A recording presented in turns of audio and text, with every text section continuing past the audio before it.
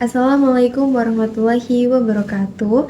Perkenalkan, nama saya Fadia Azahra dengan NIM 2023 1221081.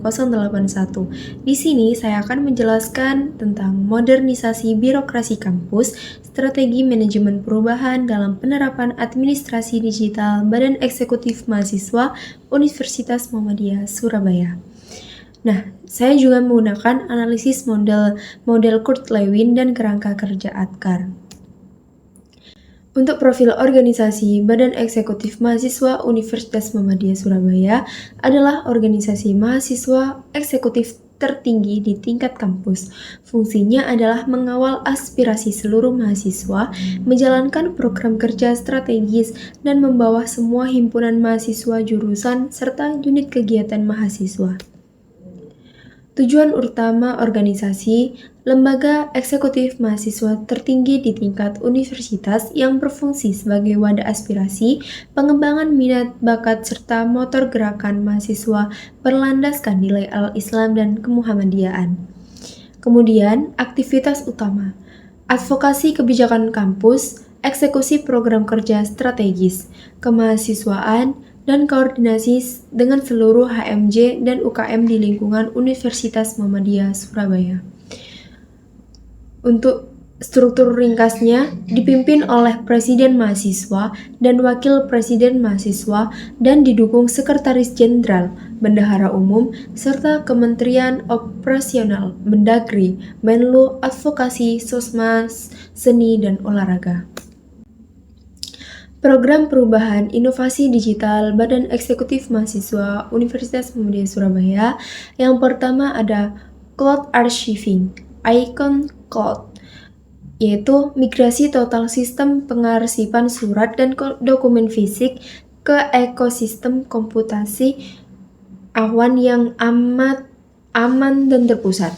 Kemudian e-proposal system, digitalisasi alur pengajuan, revisi, hingga persetujuan proposal kegiatan dari HMJ atau UKM tanpa kertas. Kemudian HPI Dashboard, aplikasi visual pemantau efisiensi program dan kecepatan respons administrasi tiap kementerian. Kemudian analisis masalah dan juga solusi sistem integrasi.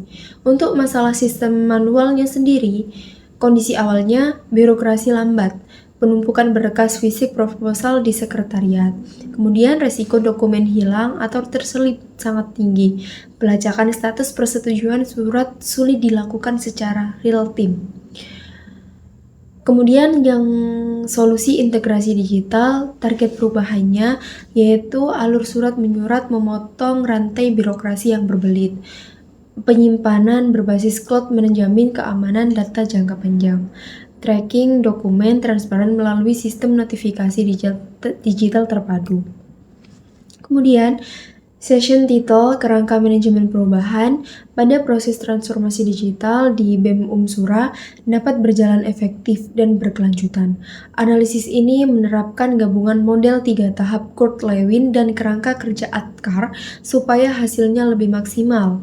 Ada tahap unfreezing, yaitu mencairkan kebiasaan lama. Yang B, tahap movement atau changing, proses berubah.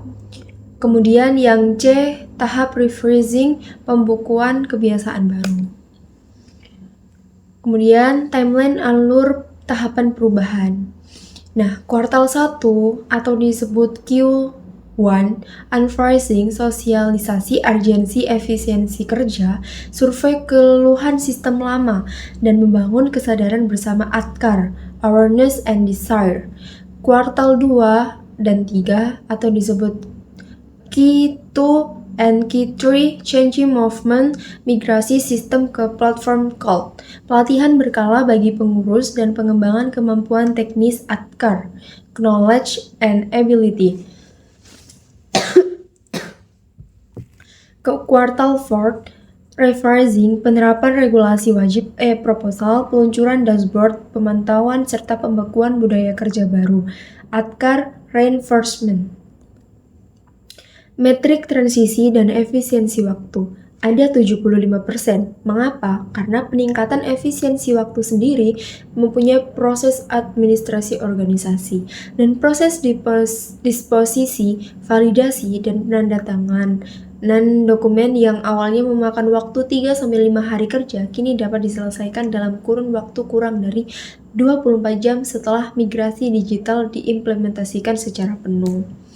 Nah, untuk strategi taktis penanganan resistensi anggotanya, tantangan resistensi ini kebingungan teknis, rasa tidak nyaman, keluar dari zona aman.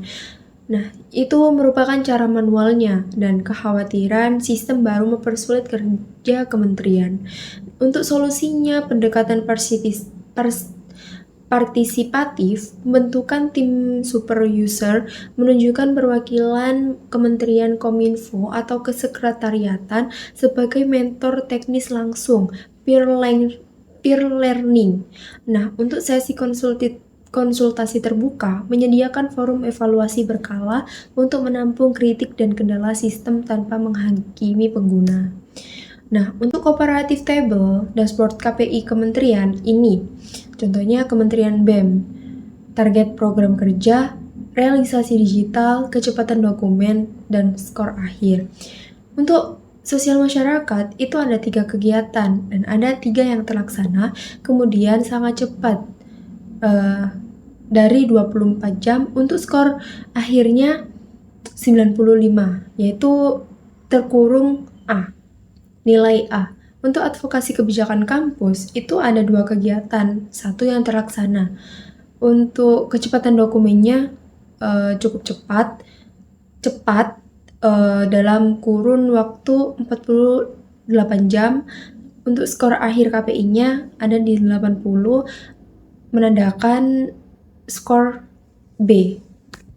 Kemudian, landasan teoritis tinjauan literatur jurnal reputasi. Jurnal pertama, budaya organisasi, menjelaskan kesiapan berubah mahasiswa dipengaruhi budaya fleksibel organisasi. BEM memanfaatkan kultur kekeluargaan yang erat sebagai ruang belajar bersama untuk mempercepat adopsi teknologi. Nah, yang kedua, jurnal yang kedua, model Lewin, membuktikan tahap unphrasing yang kuat memotong birokrasi manual sehingga 40% sesuai dengan hasil pemotongan birokrasi disposisi berkas di BEM Universitas Muhammadiyah Surabaya. Kemudian yang jurnal ketiga, dashboard KPI, membuktikan implementasi balance course KPI meningkatkan akuntabilitas organisasi non-profit karena evaluasi didasarkan pada data real kerja digital. Nah, mungkin itu saja penjelasan dari saya terkait pemaparan yang sudah saya berikan. Untuk itu, saya ucapkan terima kasih. Wassalamualaikum warahmatullahi wabarakatuh.